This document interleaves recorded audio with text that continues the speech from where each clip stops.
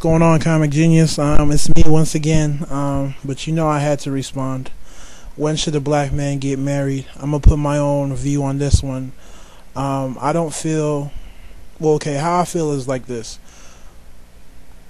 When a man knows he's ready to get married, right? That should be almost equal to when a woman knows she should be or she's ready to be married.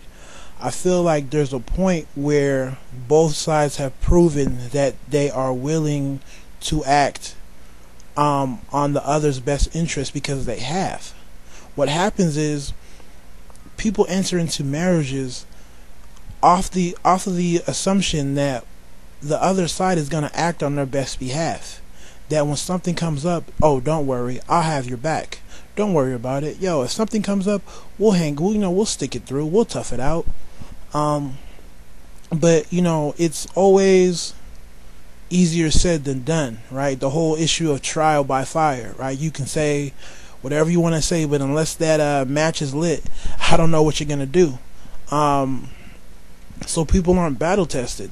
That's why for me, I preach the whole idea of people not going through this whole phase where they have to be young and wilding out, because at the end of the day, it's not that beneficial.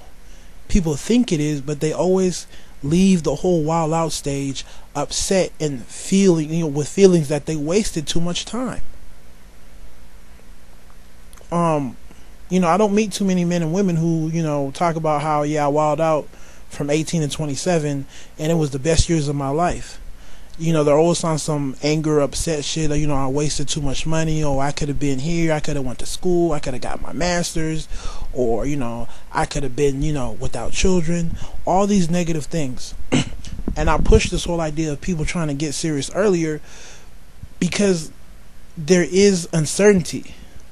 So people have the opportunities to prove that I'm going to have your back.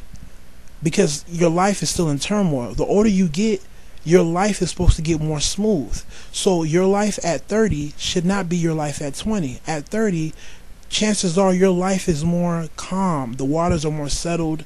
You know where you're going. And, you're not, you're just letting time pass by. Everything's been set up and, things are playing out. You did everything you can do.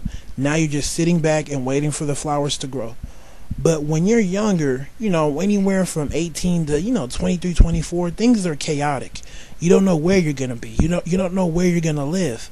Your paycheck didn't come on time. How are you going to pay this bill? So there's so many things going on in your life. And it's the perfect time for two people to prove to each other that, I'm going to be there for you. And I don't want you to have to guess or assume I'm going to do it. I'm going to be there for you right now. I actually had your back. I can show you what I did for you. So when both sides do that, I can now say, I think I can marry this chick. She's actually been there for me. I mean, we all have our boys, right? Our close circle of friends. What makes us so close? We've been in the wars together. We've been in fights together. When I was down and out, he was there to hold me down. When he was down and out, I was there to hold him down. When I didn't have a dime to my name, my boy was right there by me. Me for him as well. So the relationships that we form with our friends need not be different from the women that we're going to marry. They've proven that I'm going to be by your side. And far too often we enter into relationships where no one's really tested. The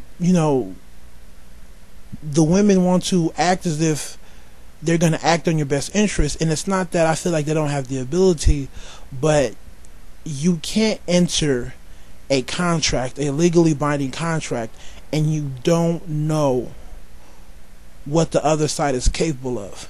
It's like hiring somebody for a pretty intense position and you don't know what they can do. All you're doing is hoping that they come through when things get tough. It doesn't make sense. We don't apply those principles anywhere else in life, right? How we choose to find somebody to marry isn't how we make any of the other hundreds and thousands of decisions that we make in a lifetime.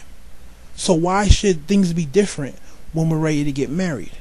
Why should we then take this huge risk, right, to enter some contract with somebody? It doesn't. And at the end of the day, what kind of has my my eyebrow raised is that I feel like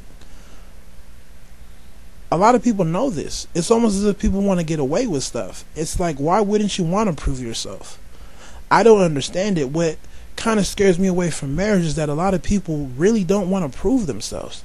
I don't want a chick to automatically feel like she wants to marry me because I have a good job or I'm doing X, Y, and Z. I want to be able to say I prove myself. I don't want her to have any sort of reasonable doubt. But people act on reasonable doubt, and people never do.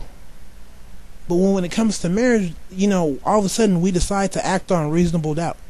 So, I mean, in the end, like I said before, you'll know when you're ready to marry her, or she'll know when she's ready to marry you, when both sides have actually proven that they'll shed blood, sweat, tears, quarters, or whatever on you, right?